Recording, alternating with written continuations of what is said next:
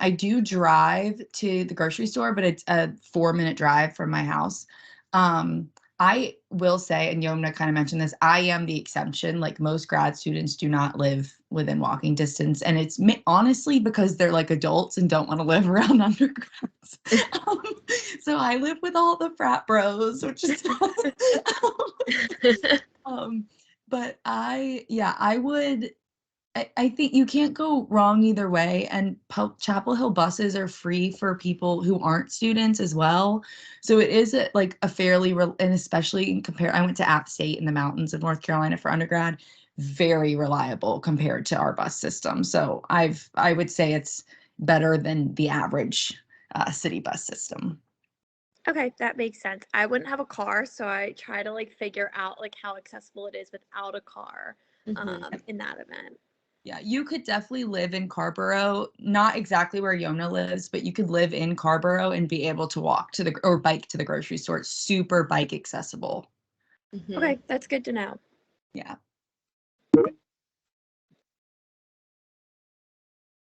For anyone who's joining, feel free to just call out if you have questions. Yeah, keep them coming. I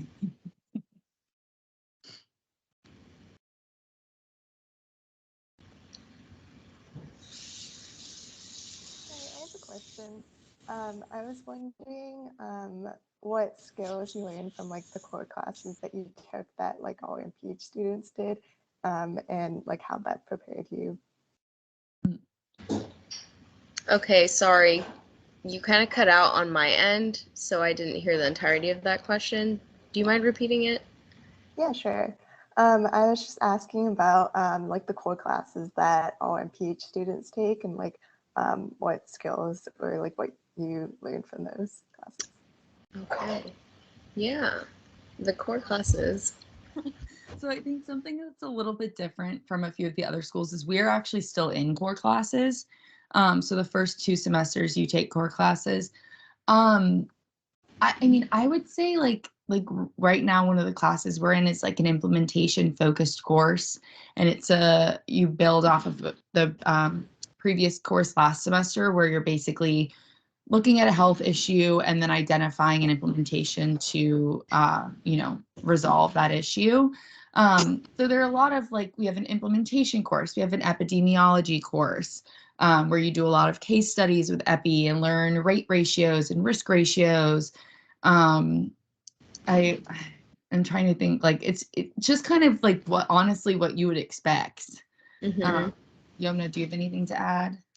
Yeah, I mean, so the core is what it is, the core. So gives us like the classes are meant to be a foundation for you. So if you want to build off of it, there are other classes you can take. So like Grace was talking about, we have like an epidemiology class we have to take, and that's where we learn the foundation of epi. So like Grace was saying, all of those good ratios, how to interpret them, how to look at the literature and critique it based off of their analysis. We also in conjunction to that class, we're in a biostats class, and so that was also really helpful. In a way, also supplemented our epi class because we would learn about statistical concepts in both that kind of complemented each other. And so that just further built upon that foundation. And then also taking systems of public health class. And so that's really like where the equity component comes in, where you think more about like public health interventions, implementation, and evaluation. And so you just keep building on these concepts throughout. So like Grace said, second semester as well, we're just building off of the last semester. It always is an option for you to continue these classes if you find that you're actually interested in the core, like biostats and epi. So. And I will say the biostats and epi classes, for me at least, I learned so much, like so much. And also like full transparency, there will be core classes you don't like. That's just like the nature of public health. Like some areas of public health you're not interested in. But I will say the assignments themselves while the content might not be super interesting to you, the assignments themselves are interesting enough to where it is bearable and you are motivated to do the work, which is nice and helpful. Mm-hmm. What are some examples of like assignments that you've had in those courses? Mm-hmm. First semester, so in my opinion, I think UNC really front loads their program. So first semester, you hit the ground running immediately, and then it calms down as you keep going. And so examples of assignments, like for the core biostats class, we would have a weekly, it turned into bi-weekly stats assignments. So, that's just basically math homework, and Typically be like 10 fuller, like longer questions. yeah, and some of them are, you use Stata here. If you take the second class, I think they use SAS or SPSS. And so, but the core software we use here for stats is Stata. So our assignments would be, like Ray said, like 6 to 10 longer questions, and you have 2 weeks to do it. To do every other week, and that's you just practicing statistical concepts that you learned in class. So that's one example of 7-Eleven. We also have a lot of group work, which can seem like annoying at first, but I was really fortunate. Both of my major groups, I had wonderful group mates, so that's been great. For our epidemiology class, we had a case study every single week, and you would work with your group. You'd have an individual portion before you got to class where you'd answer kind of baseline questions about the case study. And then you would meet with your whole group to either conduct analyses or interpret results, based on, say, we implemented I don't know, ovens in this community or like stoves in this community, and we're looking at the health implications. So yeah, the assignments are all, like, for me at least, interesting. I enjoy doing the work. And obviously we have papers and stuff, but those, no one wants to talk about papers.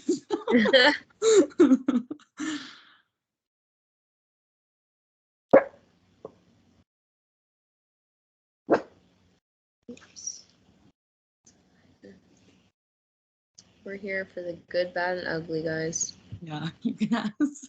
We'll be honest if you ask us questions.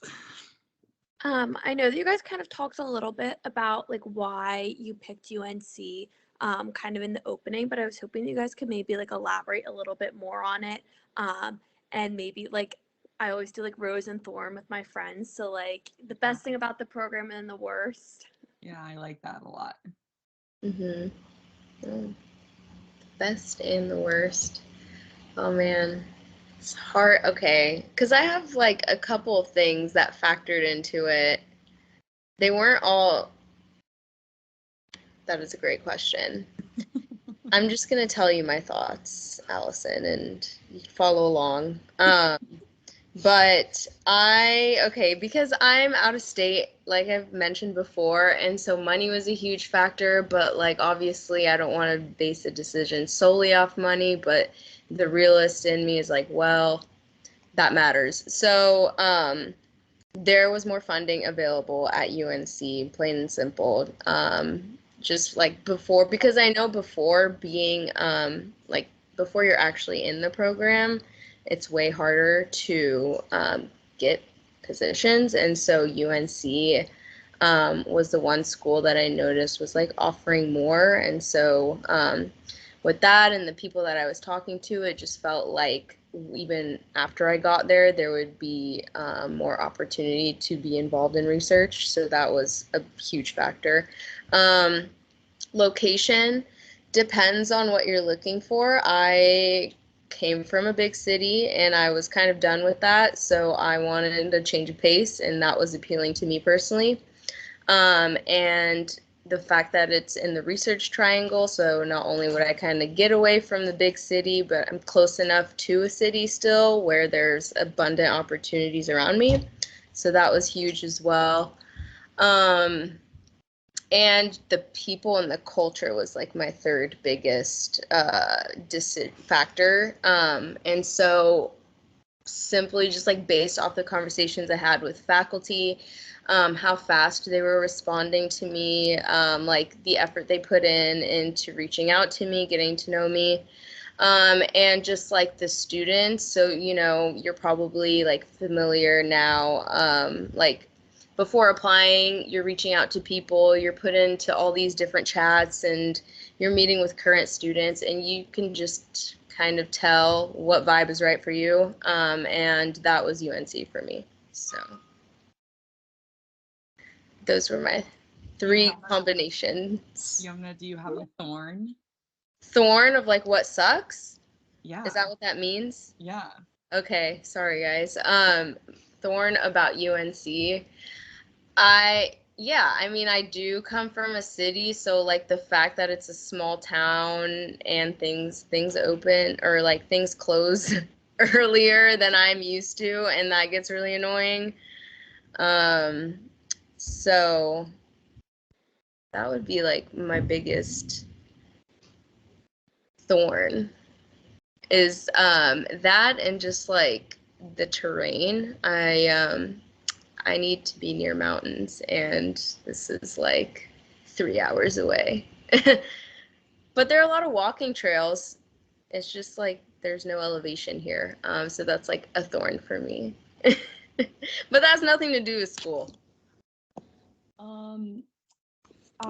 I'm gonna say my thorn first, not because it's more important than my roses, but because I want to remember it. I would say my biggest thorn, and Yomna's kind of in a similar position. I think she had a little bit more research focused experience than me. I did have quite a bit, but it's a little different. I think I came straight out of undergrad, and I think coming straight out of undergrad, sometimes you feel like and I've talked to a few friends about this, there's no opportunities for you in which you would be competitive, if that makes sense.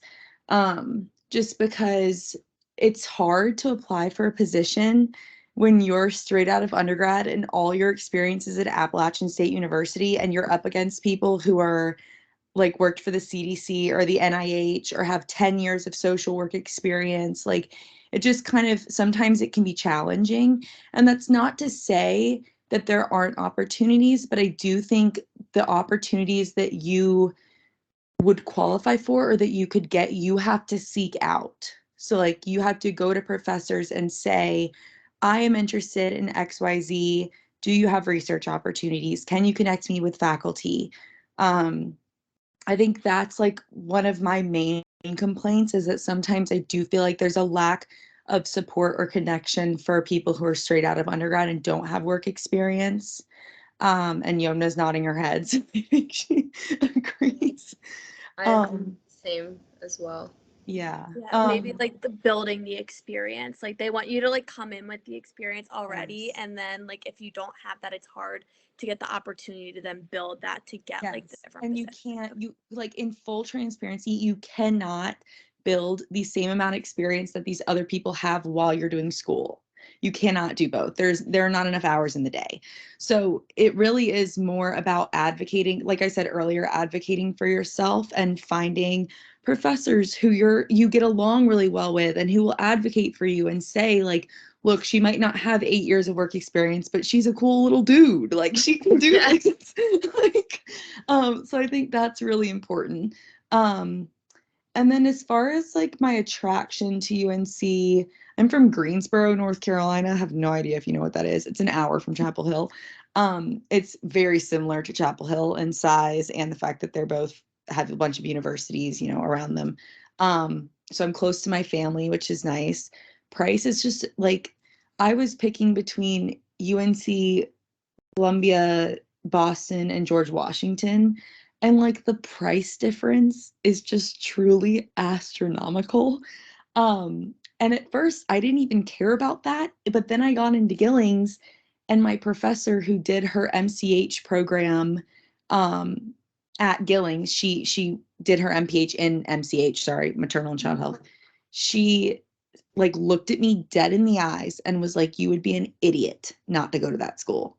And I was like, "What? Like, why?" And she was like, "To have Gillings on your resume is just like it's different. Like the alumni connections, everyone that has ever gone there loves Gillings and wants to help younger alumni or people who are just graduating. Um, truly, like name recognition, as much as it sucks, it like is a big deal." And what's your area of interest? Chronic disease epidemiology and social determinants of health. Okay.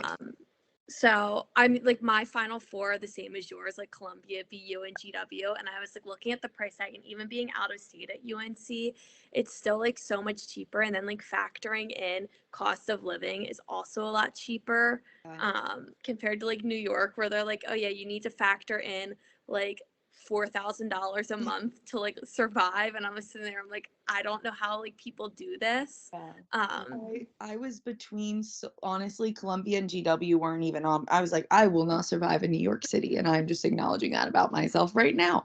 So it was between Boston and here. And I will say the epidemiology program at UNC is super strong, and there is a massive focus on the social determinants of health in every single course, not just in your epi classes. Because that's a huge area of interest for me, is maternal health equity and SDOH. So yeah, I think that I don't know. I mean, just like Yomna said too, the vibes of people, like I went to so many different Q&A sessions, and every time I was like, oh my God, like how am I going to go to school with these people? Like full transparency. And then I went to some UNC sessions and I was like, okay, like these people seem like they want me to succeed. And that has been how I have felt. I met with one girl who's a second year one time about asking her about a practicum she's emailed me 6 times to check in on me and see how I'm doing. Like it's just, I feel like everyone truly is like that. It's not just like a front. So yeah, I would say overall too, like the culture. Sorry, that was a long-winded answer, but the culture is a really a big, big attractant for me. Agreed. Thank you guys for sharing. Yeah, of course. Thanks for the questions. Okay. I do have to hop off, but I appreciate you guys taking the time. Grace, I have your email, so thank you so much. I really appreciate it. And please, seriously, email me if you need anything, or if you're ever down here and want a tour, I'm happy to walk you around. Yeah.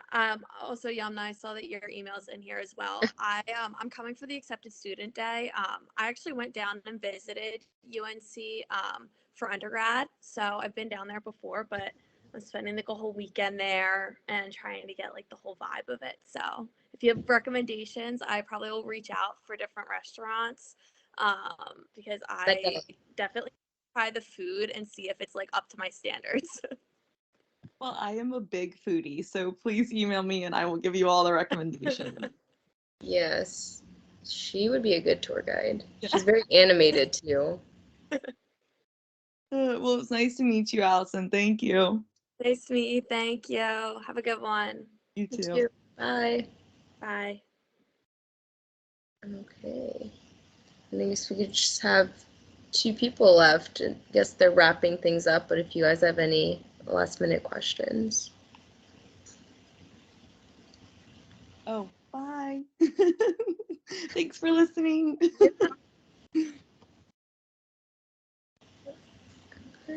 You have us all to yourself, Sarah.